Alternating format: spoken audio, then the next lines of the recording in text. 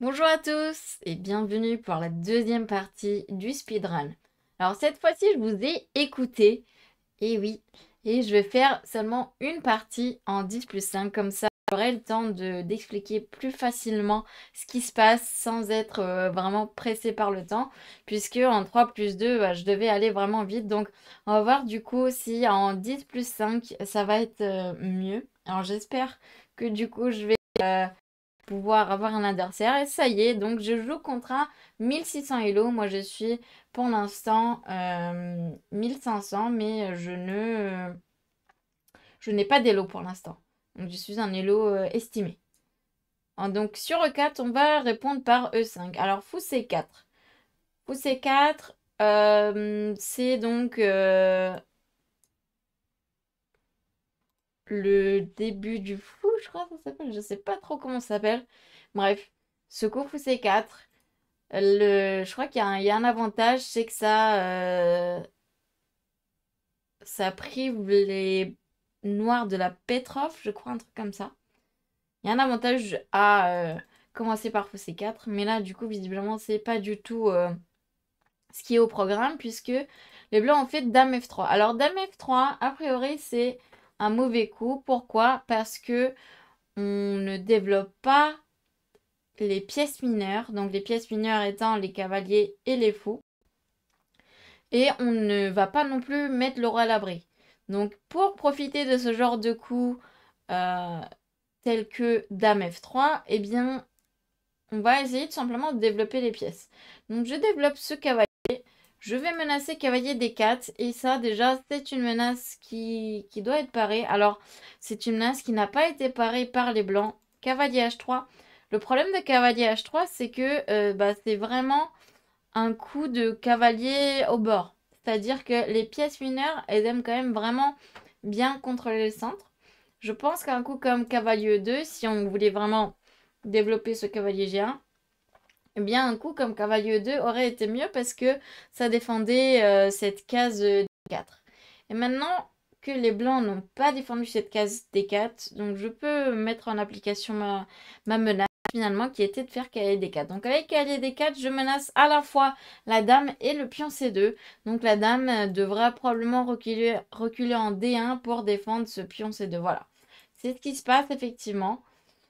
Bon maintenant du coup, je vais devoir profiter du fait que le cavalier est sorti en H3.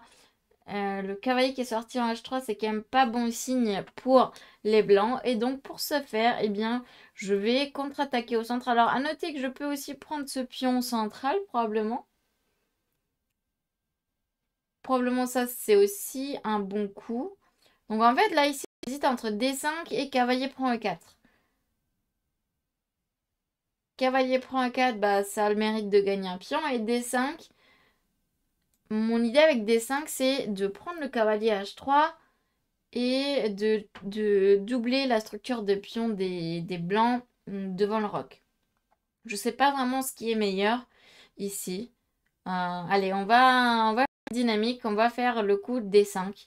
Donc attaque le fou, attaque le pion et menace d'aller manger le cavalier H3. Enfin, dans tous les cas, c'est pas vraiment évitable puisque le fou était attaqué. Et donc voilà, pion prend, c'est normal, et fou prend H3. Ensuite, je vais tout simplement reprendre ce pion avec mon cavalier et je vais avoir une belle case ici, la case F4, qui va attaquer également H3. Je vais pouvoir, à un moment donné, si je défends ce cavalier par exemple avec C6, j'allais dire que je vais pouvoir faire dame H4, mais non, du coup, je ne peux plus. Parce que la dame va contrôler cette case. Mais donc, du coup, il faut faire attention quand même aux menaces des blancs. Donc, le dernier coup, c'est dame H5. Ça menace de me prendre ce pion E5.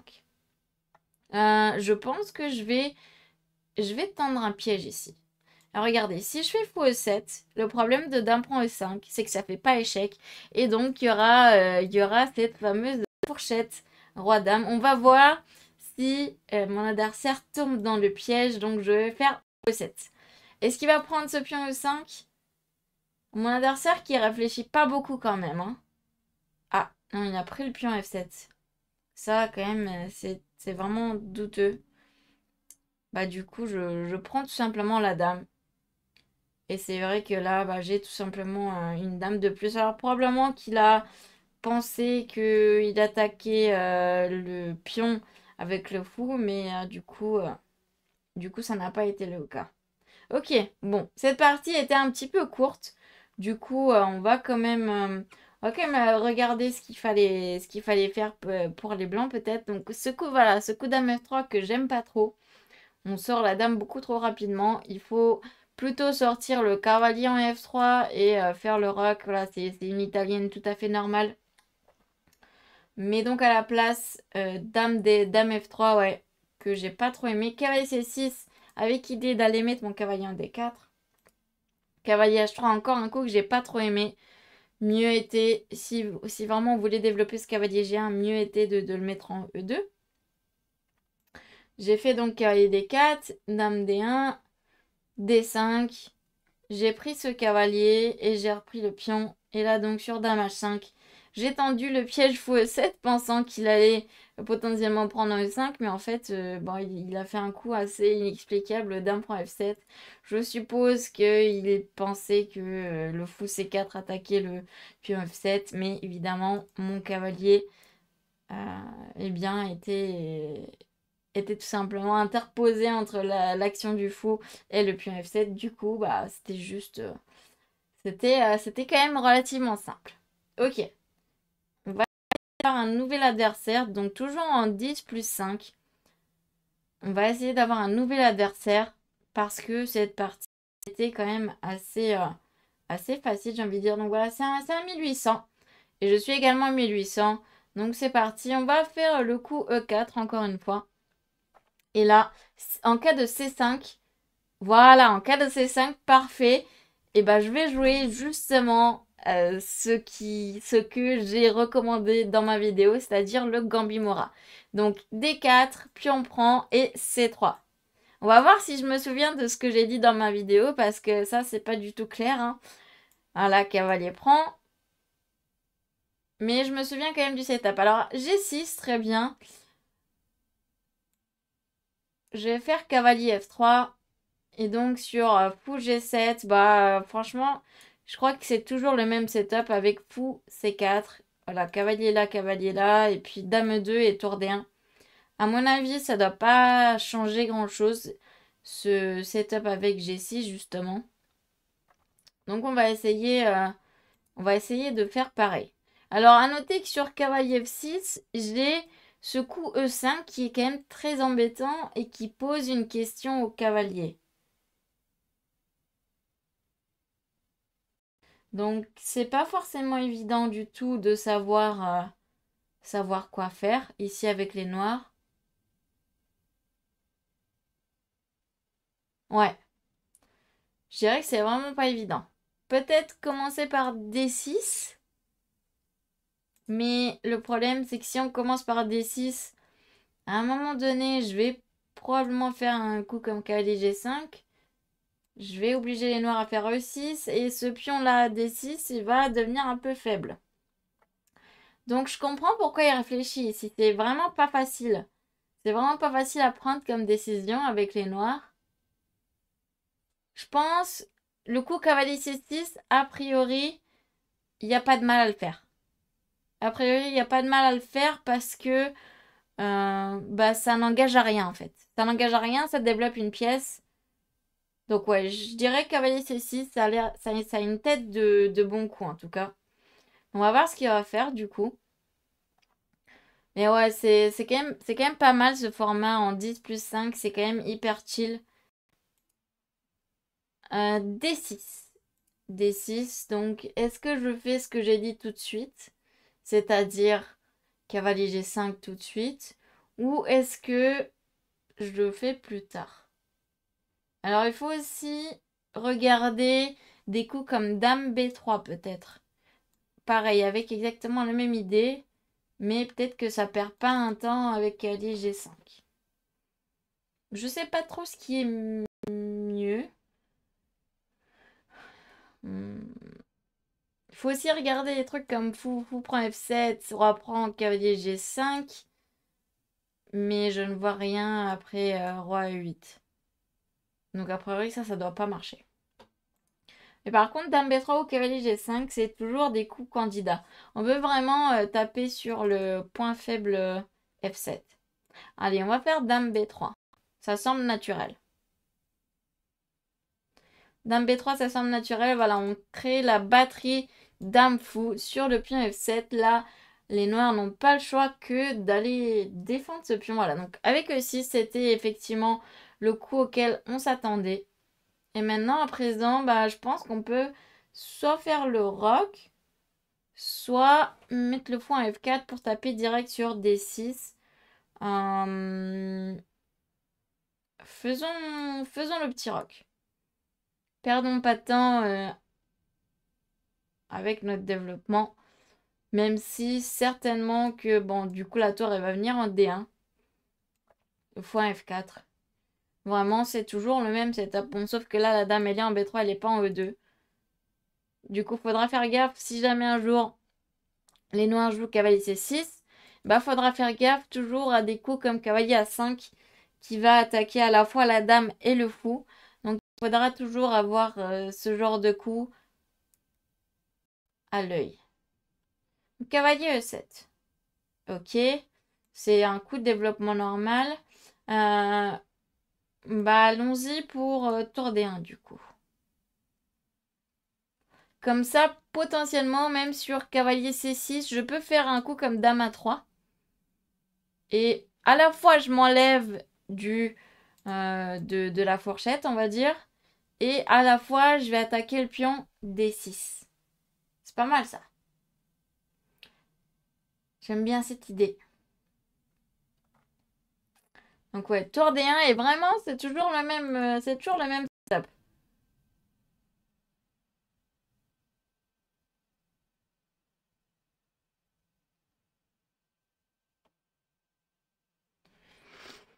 On va voir quelle est la réaction des noirs. Mais a priori, j'aime plutôt bien notre position. Alors, à noter évidemment qu'on a toujours un pion de moins. Mais on a quand même pas mal de chances de le récupérer parce que le pion D6 est vraiment faible. Il faut juste faire attention à ce que les noirs ne poussent jamais le pion en D5, bien entendu. Ok, donc A6 veut potentiellement faire B5 à un moment donné. Du coup, je vais faire fou F4, je pense. Allons-y pour fou F4. E5. Donc là, E5 est un très mauvais coup parce que, vous vous rappelez, on avait joué E6 justement pour parer cette menace en F7. Mais là, du coup, E5, le pion est parti de E6, donc la menace est bien présente. Faut que je regarde si je peux prendre ce pion en F7. Et si oui... Alors, est-ce que j'ai pas un coup plus malin du genre cavalier 5? Je vous explique l'idée de cavalier G5. Cavalier G5, donc j'attaque ce pion 3 fois. Ok. Mais en fait, cavalier G5, l'idée, c'est sur pion prend fou, qui serait normal. Et bien là... Ah ouais, ça marche peut-être pas.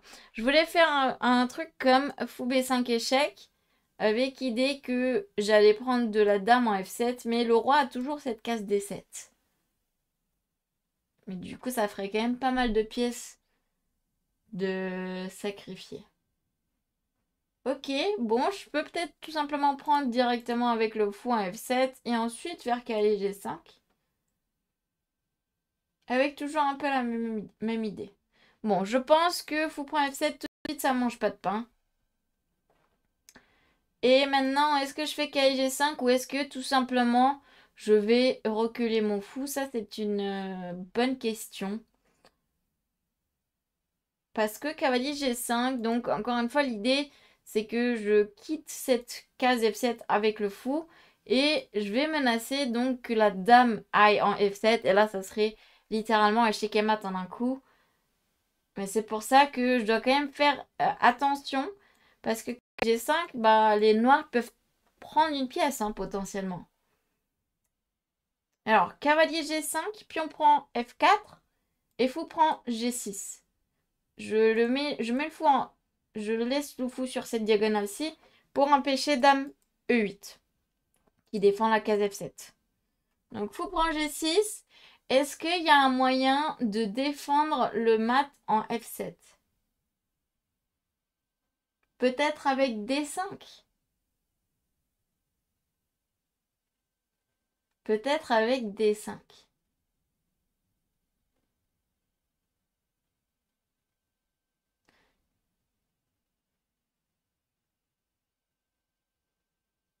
Mais D5, du coup, je peux probablement prendre avec le cavalier. Et sur cavalier prend G6. Ouais. Est-ce que j'ai des bonnes découvertes ici? Ça n'a pas trop l'air, hein. Ça n'a pas trop l'air. Bon, je suis pas obligée de faire cavalier G5 tout de suite, hein. Je suis pas obligée de faire cavalier G5 tout de suite. J'ai quand même super envie, mais je crois que c'est pas une bonne idée. J'ai quand même super envie. Remarque, fou prend G6. Sur D5, je peux, avec mon cavalier en G5, je peux prendre un H7. Allez, j'ai trop envie. C'est trop tentant. Je vais faire cavalier G5. Je sais pas si c'est risqué ou... Enfin, je sais pas si c'est vraiment risqué. Ça se trouve, c'est juste tout simplement gagnant. Mais en fait... Ah, bon, ça, je m'y attendais pas du tout. Je m'attendais clairement à pion prend fou. Mais là, du coup, ça devient quand même plus simple. Puisque bah, j'ai pas une pièce de moins à l'heure actuelle. Donc, je pense que je peux tout simplement prendre ce pion. Donc, l'idée, c'est que je menace dame F7, échec et mat. Donc ça, j'avoue que je m'y attendais pas.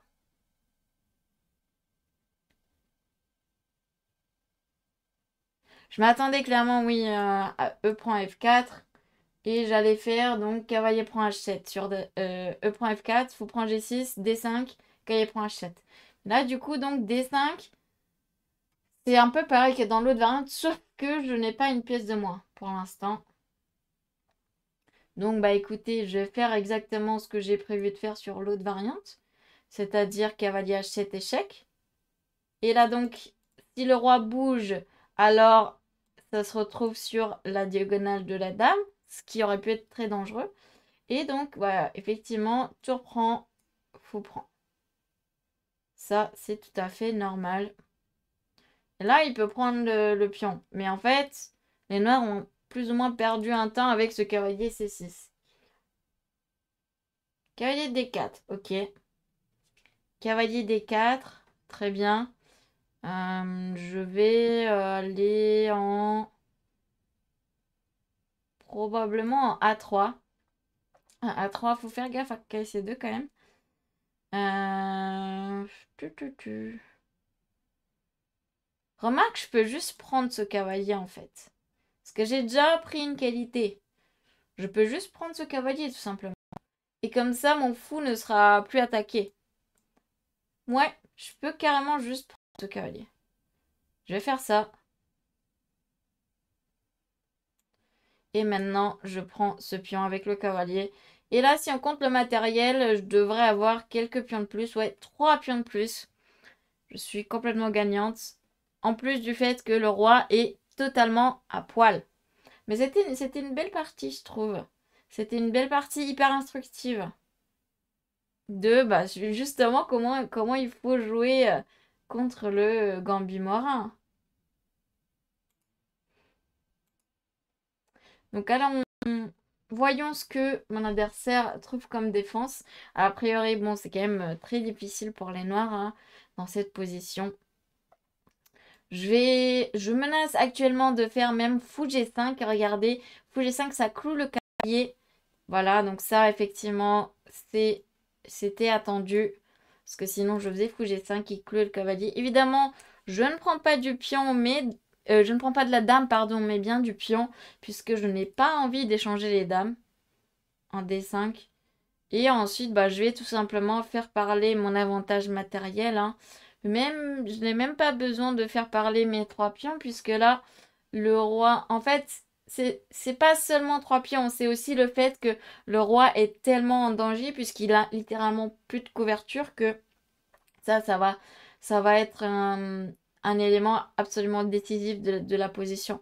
Donc là, je vais probablement faire un coup comme Dame F3. Ou alors fou G3 directement. Ou alors échec. Échec, c'est encore mieux même. Ouais, échec. Échec en D6, c'est encore mieux. Le roi, il peut pas aller se réfugier en G8. Ok, donc roi F7. Et là... Alors, faut que je fasse gaffe. Mon fou est attaqué, tout de même. Si je fais Dame F3, il y a Dame F6 peut-être. Mais je peux continuer avec... Ah oui, non, non, non, non, non, non, non, non. Oh là là, mais j'avais même pas vu. Donc Dame F3, Dame F6. Et regardez, il y a Dame H5. En fait, le roi n'a plus de cases. Ah oui, mais c'est magnifique ça. Dame F3. Magnifique. Sur Dame F6, Dame H5. Le roi n'a plus de cases, c'est magnifique. L'action des deux fous est vraiment très très forte.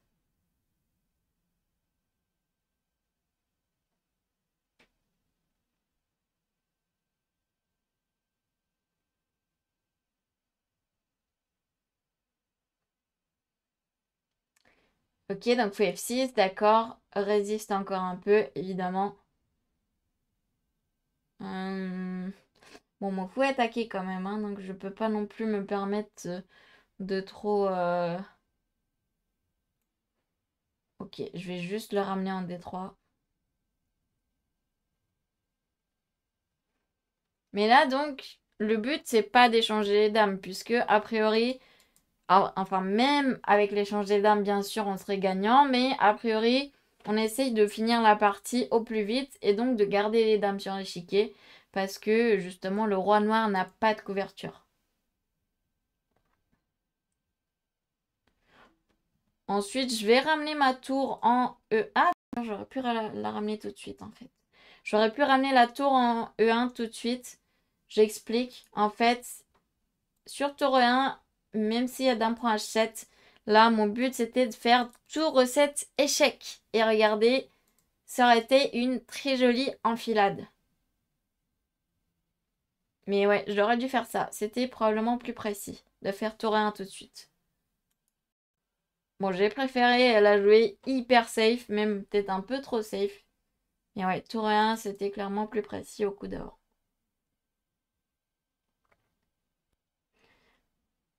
On va voir comment il va essayer de s'en sortir, mais c'est vrai que là, c'est très compliqué pour les noirs, même de trouver un coup, tout simplement. Je pense que fou G4, ça peut être un coup, mais sur fou G4, j'ai prévu de faire dame F4. Ou d'ailleurs, même dame E4. Dame E4, c'est mieux. Sur fou G4, je vais faire dame E4.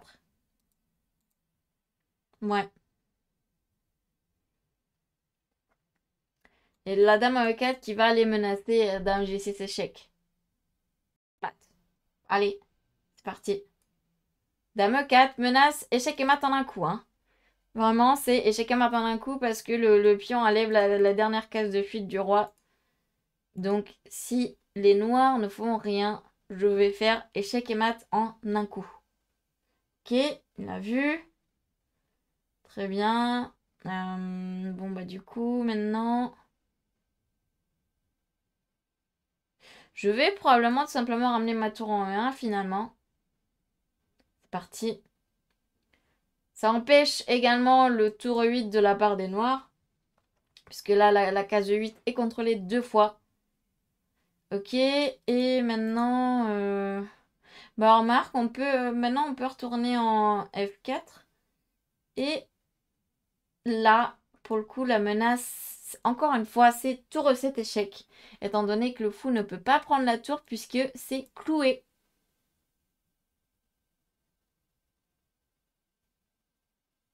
Donc même si la dame prend le pion D5 qui est en prise, eh bien, bah, je vais tout de même faire cet échec qui va faire très très mal.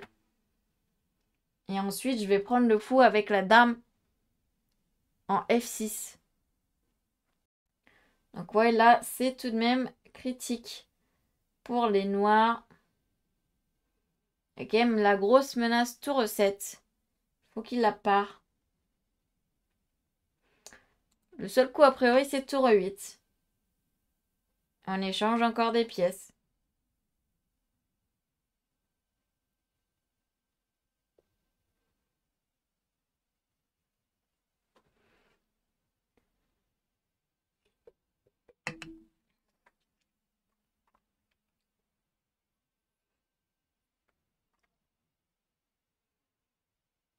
Mais ouais, c'est vrai que l'avantage des parties en 3+2, c'est que du coup, on n'attend pas tant de ça de temps quand c'est à l'adversaire de jouer. Ok, tour prend, donc on a échangé tour comme prévu. Effectivement, il a vu la seule parade de la menace tour 7. Et maintenant, bon, il s'agit de défendre ce pion quand même. Est-ce que je tente un autre piège? Je vais tenter. Oula, mais j'avais pas vu. Heureusement, il n'y a pas mat du couloir. J'avais pas vu que sur tour 8, il y avait potentiellement dame D1 échec. Heureusement, j'ai fou F1, mais purée, ça aurait pu mal tourner. J'aurais dû voir ça. Mais du coup, j'allais dire, je veux faire dame C1 qui tente le piège de si jamais dame prend D5, et bien là, je ferai fou C4 et enfilade. Et en même temps, dame C1, bah, ça menace dame C7 échec. Allez, on tente ça. En plus de cela, ça protège la case D1. Non, c'est pas mal comme coup de dame C1. Voilà, et ça y est, il est tombé dans mon piège. Je suis très contente. Je l'ai placé. Ça y est. Voilà, il y a eu abandon de la part des Noirs.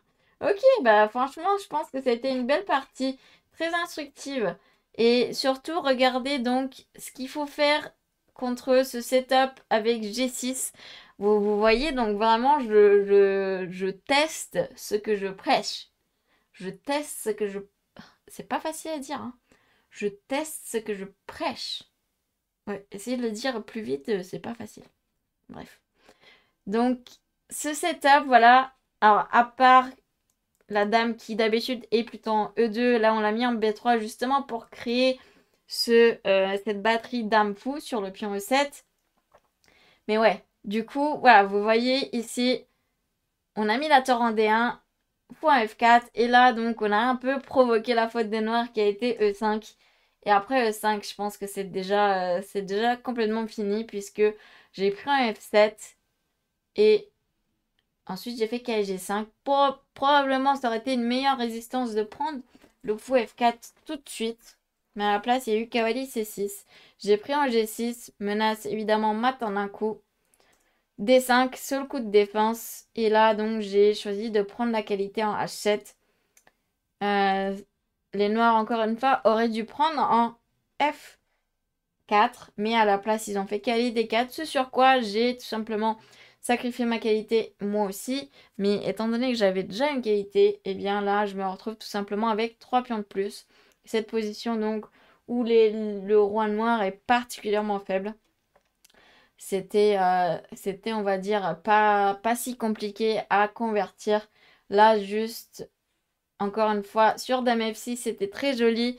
Donc, je vais peut-être montrer cette variante. Ah, je peux pas montrer cette variante, mais bref, sur dame F6, il y aurait eu dame H5 qui, bah, finalement, qui profitait du fait que le roi n'avait vraiment plus de cases du tout. Donc, voilà, fou G4, dame E4, menace dame G6. On met la tour sur la colonne et ensuite, bon, on arrive dans cette finale où il y a toujours 3 pions de plus pour les blancs. Donc, finalement, dame C1, le piège était tendu et les noirs ont succombé à la tentation. C'était beaucoup trop tentant de prendre ce pion des 5. Et finalement, il y a eu tout simplement abandon. Donc voilà, cette partie sur le Gambit Mora. J'espère que ça vous a plu. Je remercie très très chaleureusement mes deux tipeurs. Merci beaucoup, vraiment. Bah, ça m'aide vachement. Et puis, moi, ça me fait chaud au cœur de savoir qu'il y a des gens qui sont prêts à me soutenir même financièrement. Donc encore une fois, merci beaucoup. Et pour ceux qui veulent toujours aller tout simplement faire un tour sur ma page Tipeee, n'hésitez pas, c'est en description de la vidéo. Et je vous dis donc à très bientôt. C'est ciao!